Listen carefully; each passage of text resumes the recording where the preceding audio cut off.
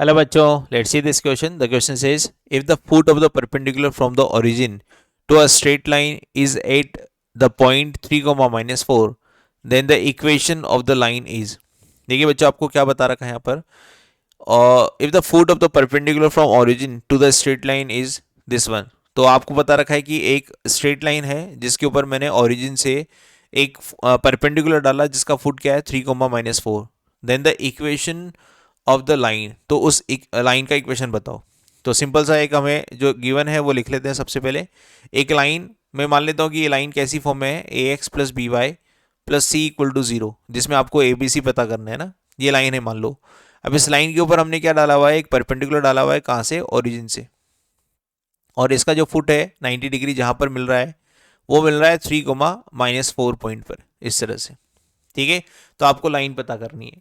तो देखिए हम यहाँ पर सिंपल से देख पा रहे हैं कि ये जो लाइन है, इस वाली लाइन, इसका स्लोप तो मैंने बोल दिया m1 और इसका स्लोप हमारे पास मान लेते हैं m2 है. अब ये दोनों बेसिकली मुझे क्या नजर आ रही है, परपेंडिकुलर नजर आ रही है. तो पहला रिलेशन तो हमारे पास हो गया m1 m2 इक्वल टू -1, जिसको मैं यूज करूंगा 90 डिग्री रहने वाली लाइंस के लिए. अब इस m1 को तो मैं आराम से निकाल सकता हूँ क्योंकि मेरे को 2 पॉइंट पता है, 0 0 0 0 और 3 कोमा माइनस 4.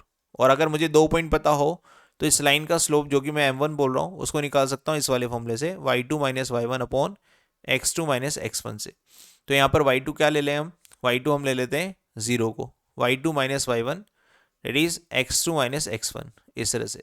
माइनस का 4/3 हमारे पास m1 आ जाएगा. इस लाइन का स्लोप, ऊपर वाली लाइन का स्लोप आ गया माइनस का 4/3. और अब अगर इस रिलेशन को यूज करें m1 m2 इक्वल टू -1 से, तो m1 m2 इक्वल टू -1 से मेरे को m1 तो पता लग गया माइनस का 4/3, तो मुझे m2 भी पता लग जाएगा. तो m2 कितना आ जाएगा, m2 आ जाएगा 3/4. मुझे लाइन का स्लोप पता लग गया. और एक लाइन निकालने के लिए मुझे केवल एक पॉइंट चाहिए, एक पॉइंट जहाँ से वो पास हो, और इस लाइन का स्लोप चाहिए. तो पॉइंट अगर आपको x1 y1 पता हो जहाँ से पास हो रही है और स्लोप पता है, तो लाइन का इक्वेशन दिया जाता है इस तरह से, y minus y1 m time of x minus x1. इस तरह से इक्वेशन ऑफ लाइन बनाई जा सकती है. तो मुझे यहाँ पर दोनों ही चीज़ पता है. मैंने स्लोप तो निकाल लिया, इस लाइन का स्लोप मैंने m2 बोला था, और ये कहाँ से पास हो रही है, 3 कोमा माइनस 4 से. तो 3 कोमा माइनस 4 से पास हो रही है ये, और स्लोप कितना है इसका, स्लोप m2 है, और m2 कितना है 3/4. तो इक्वेशन ऑफ लाइन क्या हो गई हमारे पास, y माइनस y1 स्लोप 3/4 और x माइनस x1. इसको मल्टीप्लाई कर देते हैं तो 4y plus 16 equal to 3x minus 9. इसको और सिंप्लीफाई करते हैं, तो सिंप्लीफाई करने के बाद 3x minus 4y, 3x minus 4y, और ये 3x माइनस 4y, और इसको इधर लाएंगे तो 25, इसको इधर लाएंगे -9 को, तो कितना बन जाएगा, 25 बन जाएगा. तो 3x minus 4y equal to 25, ये हमारी रिक्वायर्ड इक्वेशन है जो कि ऑप्शन नंबर ए में दे रखी है. तो यहाँ से इस क्वेश्चन का हमारा फाइनल आंसर होगा ए ऑप्शन. तो की कॉन्सेप्ट क्या है, की कॉन्सेप्ट हमने यूज़ किया m1 m2 इक्वल टू -1. जब दो 90 डिग्री वाली लाइन आपको नजर आती है तो आप उन दोनों स्लोप के बीच में, उन दोनों स्लोप का प्रोडक्ट क्या दे सकते हो, -1 बोल सकते हो, जिससे आपको अगर एक स्लोप गिवन है तो दूसरा स्लोप पता लग जाएगा.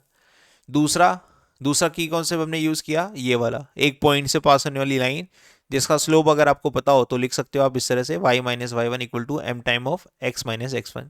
जिसका यूज़ करने पर आपको फाइनल जो लाइन आई वो आई 3x minus 4y equal to 25. Hope you understand this. Best of luck.